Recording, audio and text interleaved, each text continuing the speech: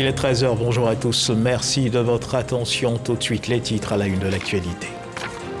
Nous sommes le 19 octobre 2024 et c'est aujourd'hui samedi que débute l'opération de révision de la liste électorale. La phase de recensement électoral de cette opération a lieu donc du 19 octobre au 10 novembre 2024. Elle consiste en l'actualisation des données personnelles des électeurs et en bien d'autres choses. On en parle dans cette édition. Après Bingerville, Anyama et Grand-Bassam, c'est au tour de Songon d'être desservi par la Société des transports abidjanais, Sotra. Le Premier ministre Robert Begré-Mambé a lancé officiellement la ligne Sotra de Songon. 2 lignes desserviront cette commune, la ligne urbaine 062 et la navette 725. On en parle également dans cette édition. Et puis dans l'actualité internationale, le Premier ministre libanais Najib Mikati a fermement dénoncé hier vendredi ce qu'il qualifie d'ingérence flagrante de l'Iran dans les affaires libanaises. Cette déclaration fait suite à des commentaires d'un responsable iranien affirmant que Téhéran était prêt à négocier un cessez-le-feu au Liban. Voilà pour l'essentiel. Bonjour à tous et merci de nous suivre. C'est aujourd'hui samedi que débute l'opération de révision de la liste électorale. Notre reporter Agras Kando a sillonné quelques quartiers de la ville d'Abidjan pour s'imprégner de la réalité du terrain. Notons que elle a pu donc visiter quelques sites d'enrôlement dans les communes de Cocody et du Plateau. Il ressort de ce constat que pour ce premier jour de l'opération, il n'y a pas d'affluence véritable. Pour rappel, l'opération concerne les personnes figurant sur la liste électorale souhaitant modifier des données personnelles et les nouveaux majeurs, les personnes qui auront 18 ans révolues à la date de publication de la nouvelle liste électorale. Nous y reviendrons assurément au cours de cette édition. Et puis madame, monsieur, si vous habitez la commune de Songon, il vous est désormais possible de rallier les autres communes d'Abidjan en prenant le bus avec bien sûr un itinéraire bien identifié. Vous avez le choix entre 2 lignes, la ligne urbaine 062 et la navette 725. Après donc Bingerville, Anyama et Grand-Bassam, c'est au tour de Songon d'être desservi par la Société des transports abidjanais, la Sotra. Le Premier ministre Robert Begré-Mambé a procédé au lancement officiel de la ligne Sotra de Songon. Les populations de Songon, heureuses, remercient le président Alassane Ouattara. Franck Quadio. À Songon, il faut désormais s'habituer aux panneaux indicateurs d'arrêt de bus. Cette cité du Grand Abidjan, à présent desservie par la Société du transport abidjanais, la réalisation d'un vœu longtemps caressé par les populations. Sur la population de Songon auparavant, la route était très dégradée. Et puis les cas aussi, ça roulait d'une façon, c'était pas trop sécurisé et tout, mais avec les moyens de transport du bus, c'est sécurisé.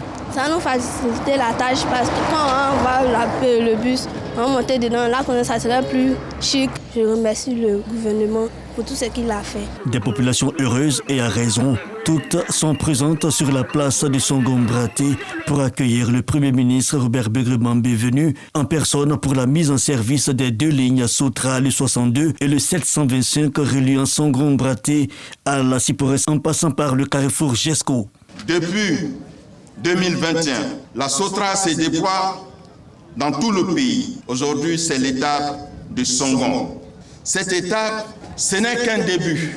Nous allons procéder au renforcement de notre offre à Songon, parce que Songon est une commune en pleine extension. Pour les usagers de cette localité, c'est un soulagement exprimé d'ailleurs par l'élu municipal Osé Gouroualouboué, usager appelé à prendre soin de ses biens publics. Prolongement des propos du Premier ministre Robert Begré-Mambé qui le note bien.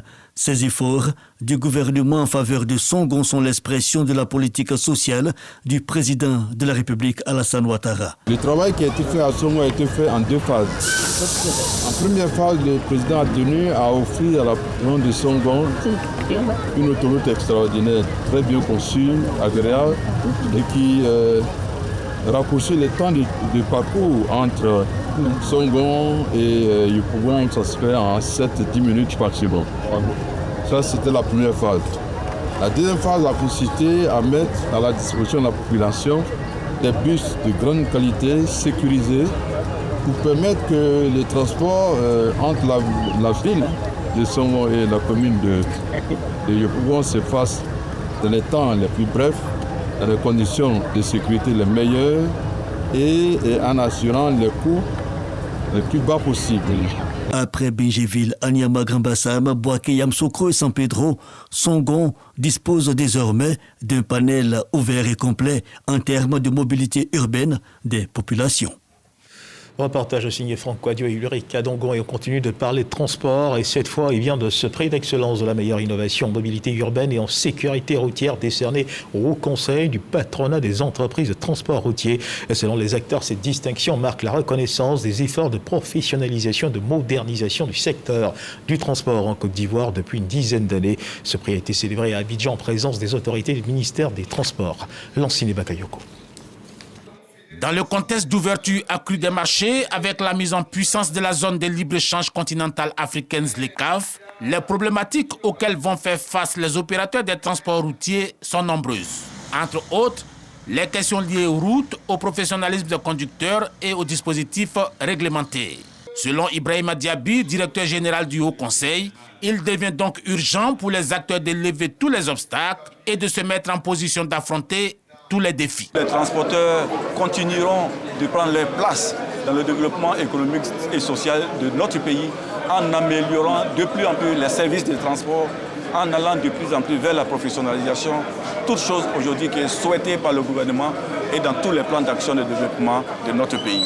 En ce qui concerne la sécurité routière, les feux sont en train de passer du rouge au vert. Témoignage de cette évolution positive, la qualité des entreprises de transport détenues ou gérées par des jeunes Ivoiriens. C'est un secteur qui est très dynamique et qui se modernise de plus en plus.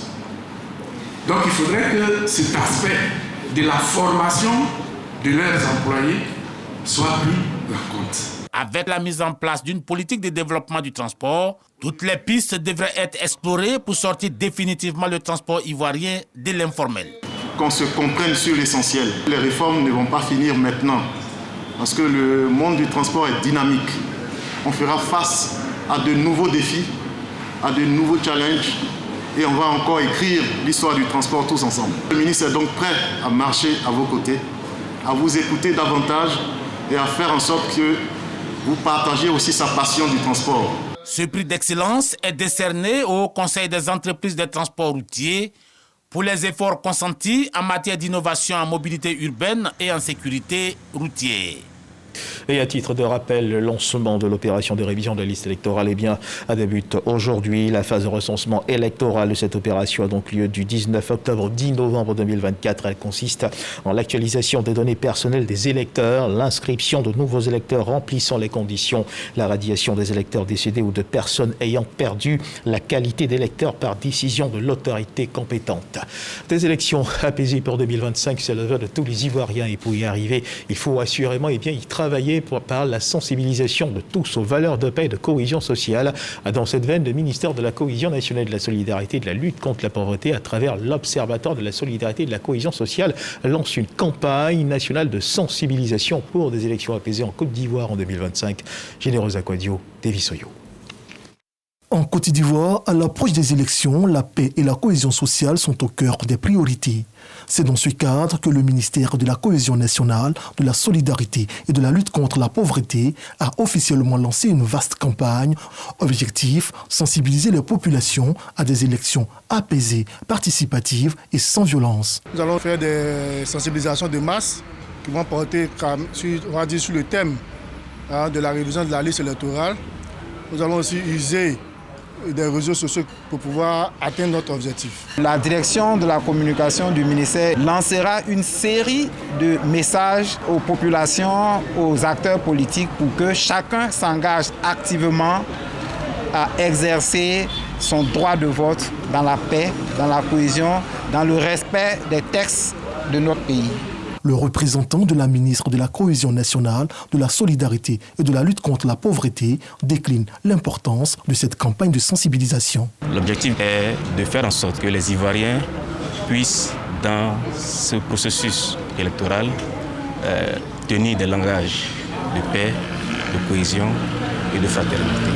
C'est vrai, les élections sont une compétition, mais il ne faut pas oublier que ce qui est essentiel, c'est la Côte d'Ivoire. Et donc, dans nos diversités, dans la conquête du pouvoir, il ne faudrait pas perdre de vue l'essentiel, c'est-à-dire la Côte d'Ivoire. Cette campagne pour des élections apaisées se poursuivra sur l'ensemble du pays, avec 33 directeurs régionaux chargés d'intensifier les messages de paix pour des élections sans violence. Parlons justement d'élections au Tchad. Il n'y aura pas de report pour les élections législatives et locales. Ces élections sont maintenues au 29 décembre 2024. Plusieurs s'attendaient à un report de ces scrutins. Mais le président Mahamat Idriss Déby a finalement convoqué hier les chefs des partis politiques pour leur annoncer le maintien des élections législatives et locales au 29 décembre prochain. Il y a quelques jours, une partie de l'opposition tchadienne avait annoncé officiellement qu'elle boycotterait le scrutin. La décision a été prise dans le cadre des assises organisées le samedi dernier par une quinzaine de formations politiques tchadiennes qui estiment que les conditions ne sont pas réunies pour y participer. Le mois d'octobre, c'est aussi le mois du consommé local. Un festival de farine est d'ailleurs officiellement lancé pour porter la sensibilisation à la consommation de produits locaux, une initiative de l'UMOA qui vise à promouvoir les produits locaux. Occasion pour le CNLVC, le Conseil national de lutte contre la vie chère, d'annoncer une multitude d'activités dans le cadre de la sensibilisation à la consommation de ce que nous produisons. Une sensibilisation qui va couvrir le mois d'octobre. Michel Mambo-Sogodoko. Mois d'octobre, mois du consommé local. Une initiative de l'UEMOA, l'Union économique et monétaire ouest-africaine, qui, depuis 2019, engage officiellement les 8 pays membres à promouvoir davantage les produits et savoir-faire locaux. La campagne mois d'octobre, mois du consommé local, est instituée par les ministres en charge du commerce de l'UEMOA pour justement intensifier les échanges au sein de notre espace, de sorte à accroître la compétitivité de nos produits locaux dans les filières de commerce intracommunautaire et surtout accroître les revenus des entreprises dans une perspective d'intégration économique. Portée en Côte d'Ivoire par le ministère du Commerce et de l'Industrie à travers le CNLVC, Conseil national de lutte contre la vie chère, la 5e édition met à l'honneur les farines locales. Que ce soit la farine de mil, de maïs, de sorgho, d'igname, de banane plantain, de riz. Toutes ces farines sont totalement, non seulement disponibles, à des prix qui restent accessibles, mais qui peuvent totalement s'incorporer dans des recettes de boulangerie, de pâtisserie, pour qu'on puisse utiliser toutes ces farines qui viennent du travail, du savoir-faire de nos artisans, de nos paysans, de nos agrotransformatrices. Et donc, il s'agit de faire en sorte que ce que nous produisons, nous consommons ça, et que nous consommons ce que nous produisons. Promotion des producteurs et agrotransformateurs le long de ce mois. Également en attraction, nos braves artisans à travers l'opération « Consommons ce que nous produisons ». Le président de la République s'est engagé à atteindre l'autosuffisance alimentaire. C'est pourquoi nous travaillons à rémunérer davantage les efforts de nos producteurs en faisant le choix des produits locaux. Ce choix nous permettra de participer à la création d'emplois pour les jeunes et les femmes dans les filières agricoles, industrielles et commerciales, de contribuer à réduire les émissions carbone dues au transport de marchandises, de réduire les déchets plastiques servant d'emballage pour la plupart des produits importés, mais aussi et surtout de profiter de produits frais, riches en nutriments et à des prix abordables. Mois d'octobre, mois du consommé local, une invite à redécouvrir la richesse de notre patrimoine culinaire et artisanal tout en soutenant l'économie locale. Et la commune de Cocody a récemment abrité un atelier portant sur la démarche qualité au sein des entreprises avec en ligne de mire un concours des meilleurs restaurants ivoiriens pour davantage inciter les propriétaires d'espaces à l'hygiène, à la sécurité alimentaire. Serge Pacom-Didi, Franck Quadio. Une rencontre pour inciter les responsables d'espaces de restauration à la démarche qualité sur les différents sites à travers un concours des meilleurs restaurants ivoiriens. Dans un restaurant, déjà l'accueil, c'est la toute première chose qu'on voit. Voilà. Après le beau édifice qu'on rencontre, on aimerait bien être très très bien accueillis. Pour nous, il était important de recadrer les choses, permettre aux restaurants de prendre conscience de ce que leur impact est vraiment considérable sur le consommateur et en même temps, le consommateur a le pouvoir d'achat et donc il doit être traité à sa juste valeur. À cette démarche adhère l'Institut national d'hygiène publique, des experts du tourisme et des loisirs. Cet événement est pour nous une occasion pour continuer à sensibiliser la population sur la question de l'hygiène en matière de restauration. Parce que l'hygiène en matière de restauration, ça permet de conserver la santé et donc d'éviter les risques sanitaires. La question d'hygiène a été évoquée, la question de la sécurité alimentaire a été évoquée, mais le service également, comme vous le dites, est quelque chose de très important. C'est-à-dire que quand on arrive dans un restaurant et qu'on est bien accueilli, bien servi, bien considéré et qu'on y mange bien, on se sent très bien. Jusqu'au 7 février 2025, plusieurs restaurants seront soumis à l'appréciation du consommateur et d'experts dans des domaines divers concernant la restauration d'hôtels, les classiques, la ticket poisson, le garba, le placali, les fast-food, entre autres. Promouvoir l'art culinaire, renforcer la visibilité de la gastronomie ivoirienne à l'international, attirer aussi une clientèle nouvelle et fidèle, sont entre autres les objectifs de l'activité. On continue de parler de santé, mais cette fois de dépistage du cancer du sein et du col de l'utérus. L'ONG Nounouémon, en collaboration avec la direction régionale de la santé du Mont-Renaud, a initié une campagne de sensibilisation de dépistage du cancer du sein et du col de l'utérus dans la sous-préfecture d'Assié-Koumassi, dans le département de Bangouanou. Objectif de cette campagne de sensibilisation de dépistage, initiée au profit des populations rurales, informer sur les cancers identifiés. Herman Yamia. Au sein du centre de santé urbain d'Assié-Koumassi, une sous-préfecture du département de Bangouanou, le corps médical en pleine séance de sensibilisation et de dépistage du cancer du sein et du col de l'utérus. Initié par l'ONG Nounouémon, les responsables de cette ONG entendent profiter de ce mois d'octobre dédié à la lutte contre ces deux cancers pour sensibiliser les populations rurales qui en savent très peu sur ces maladies, de prendre les dispositions idoines pour les éviter. Nous avons organisé le dépistage du cancer du col de l'utérus et des seins dans notre sous-préfecture parce que nos mamans, nos filles ne connaissent pas cette maladie. Et il est temps de faire cela pour les aider. Découvert tôt, le cancer du sein se guérit. C'est pourquoi les médecins recommandent aux femmes de pratiquer l'autopalpation et aussi de se rendre dans les centres de santé afin de se faire dépister.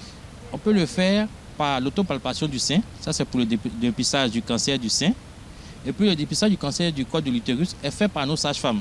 C'est un dépistage qui est simple et qui est rapide. Et donc, nous invitons nos mamans à toujours venir lorsqu'elles ont une question, lorsqu'elles ne se sentent pas bien, lorsqu'elles sentent une boule dans le sein, ou bien lorsque le sein est douloureux au toucher, à venir voir la sage-femme. À travers le dépistage précoce, nous pouvons sauver des vies, puisque c'est des cancers qui, lorsqu'ils sont découverts tardivement, malheureusement n'ont qu'une seule issue, c'est-à-dire le décès. Les populations venues assister à la cérémonie ont salué cette initiative qui leur permet d'en savoir un peu plus sur le cancer du sein et du col de l'utérus. La plupart des mamans et des sœurs qui sont là, ils ne connaissent pas ce que c'est le cancer du sein et du col de l'utérus. Mais aujourd'hui, si l'État a décidé de venir faire ça dans notre sous-préfecture, vraiment c'est une joie pour nous, pour que notre sœur, nos mamans puissent comprendre ce qui c'est le cancer du sein et le cancer du col de l'utérus. Outre Assié-Koumassi, la sous-préfecture, cette campagne de sensibilisation sur le cancer du sein et du col de l'utérus s'est étendue à plusieurs villages du département de Bangouanou. Et toujours en milieu rural, le centre de santé du village de Trocpadrou, situé dans le département de Kouibli, région du Guémon, a reçu du matériel médical, un don de la diaspora aux populations du village. La cérémonie de remise de dons s'est déroulée en présence du corps préfectoral, des cadres élus et la chefferie traditionnelle de la région, Christ Ephraim Diomandé, Tidinguessan. Des lits, des matelas, des équipements de diagnostic et des kits sanitaires offerts au centre de santé du village de Trocpadrou dans le département de Kouibli, région du Guémon. C'est un geste de la diaspora qui vise à améliorer les conditions de santé des populations ouais, mais aussi une manière de se rapprocher des fils et filles du village. Pourquoi la santé? Parce que l'éducation passe par la santé. Un enfant qui n'est pas en bonne santé ne peut pas aller à l'école. Donc, raison pour laquelle nous avons songé à aider la famille sur le plan de la santé. Nous sommes très fiers. Ce don ne sera pas là seulement que envoyer les lits aujourd'hui. Et ça sera un don continuel. On va le faire et on va le faire encore. Quand nous aurons toujours les moyens, on le fera toujours pour nos parents. Pour la mutuelle de développement de Trocpadrou, c'est une action salutaire qui vient contribuer au développement du village. Nous sommes tous vraiment heureux. Je suis vraiment heureux. Mon souhait au niveau de ce centre, le dispensaire est devenu très exécuté. C'est devenu très petit. Parce que ce centre de santé reçoit aujourd'hui les patients, non seulement de Guémon, mais du tonkoui. Les patients d'ailleurs viennent se faire soigner ici. Donc il nous faut aussi un médecin pour épauler l'infirmier major qui fait beaucoup pour la population. Les membres de la diaspora entendent multiplier ces actions à travers des dons de matériel de santé aux villages environnants. Pour rappel, le centre de santé de Trocpadrou reçoit en moyenne 2000 consultations et plus de 150 accouchements par an. Les coiffeurs et coiffeuses de la commune de Yopougon ayant intégré nouvellement le RSTI, le régime social des travailleurs indépendants, mécanisme de protection sociale de la CNPS, ont été sensibilisés sur les risques liés au métier de la coiffure au cours d'une rencontre avec la direction de la prévention et de la promotion de la santé et sécurité au travail. Les travailleurs évoluant dans ce secteur sont exposés à plusieurs risques. C'est ce que nous dit Ismaël Evardeo et Tidinguessan. Dans un salon de coiffure, les travailleurs sont exposés à plusieurs risques. Électrocution, incendie provoqué par des appareils défectueux, produits chimiques agressifs. La coiffure, au-delà de l'art et du style, recommande des précautions. Conscient de cela, la CNPS initie des séances de formation et de sensibilisation. À Yopougon, une cinquantaine de professionnels de la coiffure sont instruits sur les menaces liées à leur métier. Les risques dans le métier, il y en a plusieurs. Avec les produits cosmétiques, il y en a plusieurs. Nous avons pris acte. Nous allons véhiculer le message. Puisque nous sommes implantés sur l'étendue du territoire national, nous allons continuer par rapport à ce que nous venons de recevoir pour que tous les autres coiffeurs esthéticiens puissent recevoir. Ces échanges sont menés par la direction de la prévention et de la promotion de la santé et de la sécurité au travail. Objectif, instaurer une culture de prévention pour réduire les accidents chez les coiffeurs et coiffeuses. Tous sont adhérents du RSTI, le régime social des travailleurs indépendants. La CNPS envisage de donner une couverture sociale universelle à tous les Ivoiriens. Et c'est sur cette lancée que nous sommes aujourd'hui avec les coiffeuses de Yopougon. Le RSTI permet aux acteurs du secteur informel de bénéficier d'une couverture sociale. Plus de 65 000 travailleurs indépendants sont éligibles à la CNPS. Et à la caméra se trouvait Anjago pour ce reportage. Importance de la prospection de l'exploitation minière et des modalités d'accès des exploitants du financement au financement de l'exploitation minière artisanale et à petite échelle. C'est autour de ce thème que les acteurs de cette filière se sont retrouvés dans le cadre d'un atelier. Entre autres objectifs de cet atelier, s'approprier les enjeux de la prospection minière et les solutions relatives aux modalités d'accès au financement. Reportage de Dangui Dangui.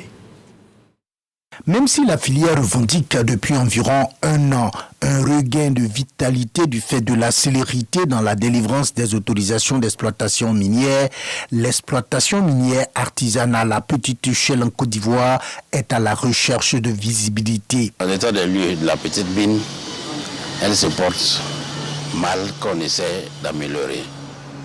Il s'est trouvé qu'au niveau des Ivoiriens qui détiennent les autorisations, par manque de financement, il la sous-traite à des gens, des non-nationaux, moyennant des miettes. Ça veut dire quoi? Si eux-mêmes ils avaient un modèle de financement, ils allaient produire eux-mêmes et ils allaient beaucoup plus gagner. Et aussi le problème de la prospection, parce que la loi actuelle ne permet pas la prospection. Dans le projet de la révision du code minier que nous avons, il y a un volet de prospection qui est prévu. Parce que si on fait la mise en place d'un dépôt de minéralisation bien certifié, peuvent avancer vers la levée de certains fonds comme dans les grandes mines. Réunis dans le cadre de cet atelier sur l'importance de la prospection, de l'exploitation minière et des modalités d'accès des exploitants au financement, les acteurs de cette filière veulent s'approprier les enjeux de la prospection minière et les solutions relatives aux modalités d'accès au financement. Et loin des champs de réflexion portant sur la prospection minière, ce vent de célébration, les populations de deux villages de la commune de Katiola, Kabolo et Kassémé ont désormais accès à l'eau potable. Le député-maire Thomas Camara a inauguré une pompe hydraulique pour chaque village, une action qui contribue à l'amélioration des conditions de vie des habitants. Laure Goretti, Charles Tatou. Deux nouvelles pompes hydrauliques réalisées par la mairie de Katiola. une à Kabolo et l'autre à Kassémé, 2 villages de la commune de Katiola. Le maire de la commune, Thomas Camara, accompagné de ses proches collaborateurs, y est allé pour les inaugurations.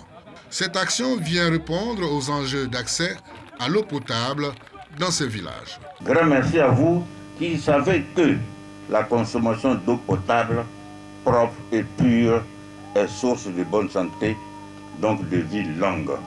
Les populations bénéficiaires ont manifesté aux autorités locales leur joie pour l'arrivée de l'eau potable qui permet une amélioration de leurs conditions de vie. Depuis mon accession à la mairie de la commune de Katiola, je me suis donné comme objectif de faire une sorte de plan Marshall pour doter tous les villages, tous les quartiers et même les campements de forage. Et donc ce sont ces actes que nous posons dans la droite vision du chef de l'État, le président de la République, son Excellence M. Alassane Ouattara. Auparavant, le maire Thomas Camara s'est rendu à Kofi-Sioka, dans la sous-préfecture de Timbé, pour l'inauguration d'une nouvelle antenne téléphonique, un autre facteur de développement. Ces actions sont des promesses faites par le maire lors de ses tournées dans le département de Katiola. Et tout autre chose à présent, la Société coopérative agricole de Yakassé à Tobroa-Adzopé a organisé une cérémonie de remise de dons à ses membres et aux enfants des producteurs de cacao de la région de 95 kits scolaires et 300 brouettes aux producteurs identifiés par le biais d'enquêtes sur le terrain. Une façon pour cette coopérative agricole de lutter contre le phénomène du travail des enfants dans la production du cacao. Jean-Louis Gambo. Cette initiative, dénommée Rémédiation indirecte, s'inscrit dans le cadre de la lutte contre le travail des enfants dans les plantations de cacao. Ces brouettes permettront en effet aux parents de transporter eux-mêmes les charges et les récoltes sans avoir à impliquer leurs enfants dans ces travaux pénibles. Quant aux kits scolaires, ils sont destinés à soulager les parents et surtout permettre aux enfants de ces producteurs d'aborder cette année scolaire avec sérénité. Au jour d'aujourd'hui, il ne faudrait plus que les enfants soient dans les rues, que les enfants soient dans les champs. La place des enfants, c'est à l'école. Aujourd'hui, je suis dans la joie parce que mes enfants ont reçu les kits scolaires à travers la coopérative et ses partenaires. Je remercie beaucoup la coopérative pour son travail bâti et aussi ses partenaires. Outre la lutte contre le travail des enfants, la coopérative agricole de Yakassé à Tobrou est impliquée dans la promotion des bonnes pratiques agricoles, la formation des producteurs et l'autonomisation des femmes. Engagement qui lui a permis de remporter le prix d'excellence 2024 de la meilleure coopérative agricole de culture pérenne et d'exploitation. Et dans les colonnes de l'actualité, ce 13h, l'instant de la récompense pour les finalistes du concours Génie en herbe, compétition de culture générale. L'édition 2024 a rassemblé 16 établissements scolaires pour les phases finales sur un total de 70 établissements inscrits sur présélection. Le lycée moderne de Koumassi, finaliste de la saison 2024, a été honoré au cours d'une cérémonie qui s'est déroulée à la Riviera 3. Les élèves et leurs encadreurs ont été distingués. Sarah Thiemene, Abidi Rassouba. Finalistes au concours Génie en herbe 2024, les participants du lycée moderne de Koumassi sont honorés. Chaque membre de l'équipe reçoit un chèque de 500 000 francs CFA ainsi que de nombreux lots. Nous ressentons de la joie et espérons venir chercher ce qu'on a laissé cette année. Je tiens à féliciter nos élèves qui ont fait preuve de détermination et puis de confiance et de foi en eux. Je dis merci encore à tous ceux qui nous ont accompagnés dans cette aventure. À travers ce geste, la structure donatrice veut encourager l'excellence chez les plus jeunes. Il était très important pour nous d'associer notre image à ce type d'événement-là qui justement rentre dans la droite ligne de nos missions. L'éducation fait partie des missions de la RTI. Donc à travers cette émission, c'est pour nous un devoir de promouvoir l'excellence au sein de la jeunesse. Ils y ont participé et ils sont arrivés en finale. Ils n'ont pas démérité. Félicitations à eux, encouragement. Ils peuvent encore revenir et gagner l'année prochaine. Une initiative qui fait écho aux ambitions de ces élèves déterminés à gravir les échelons de la réussite académique année après année. Un brin de culture et de musique dans ce journal Culture, Civisme et Unité. C'est autour de ces valeurs que les organisateurs d'un festival de reggae veulent consolider la cohésion sociale dans la commune de Yopougon. La 8e édition de Yopougon Reggae Festival s'est ouverte récemment dans le quartier de Port-Bouedeux en présence des autorités locales et des chefs de communauté de Yopougon. Passionnés de ce genre musical et artistes reggae ont répondu à l'appel des organisateurs. Yves Niazalé, Souleymane Denis Sango. C'est l'espace La Terrasse, situé dans le quartier de Port-Bouedeux, au sein de la commune de Yopougon, qui abrite l'ouverture de Yopougon Reggae Festival. Au-delà du divertissement, cet événement exhorte la jeunesse ivoirienne à réfléchir sur les valeurs citoyennes. Les valeurs de paix et de cohésion sont ces valeurs-là que nous devons pouvoir promouvoir. Et la culture du civisme pour inviter la population ivoirienne à être respectueux des lois de la République, avoir cet amour-là de son pays, de sa patrie. C'est vraiment un sentiment de fierté et de joie d'être à cet événement-là aujourd'hui. À chaque édition, il y a de nouvelles informations qui arrivent, il y a de nouvelles thématiques qui sont abordées, surtout des thématiques qui sont d'actualité. Des instructions de Madame la ministre d'être aux côtés des promoteurs culturels. Bakayoko Moussa, au nom du maire de la commune de Yopougon, parrain de la présente édition, souligne l'importance de la tenue de ces festivités. Ce festival est très heureux parce que la musique, elle est thérapeutique. En plus, accompagnée de plusieurs actions de salubrité, et je pense que tout cela est tout un avantage pour la commune de Yopougon. Le thème de ce 8e numéro de Yopougon Reggae Festival s'articule autour de la culture du civisme. Une manière pour les initiateurs d'inciter les riverains à entretenir leur cadre de vie. Et bon festival à tous les passionnés de musique reggae. Dernier titre de ce journal, le Premier ministre libanais Najib Mikati a fermement dénoncé hier vendredi ce qu'il qualifie d'ingérence flagrante de l'Iran dans les affaires libanaises. Cette déclaration fait suite à des commentaires d'un responsable iranien affirmant que Téhéran était prêt à négocier un cessez-le-feu au Liban, une situation qui a exacerbé les tensions déjà vives entre le Liban et Israël.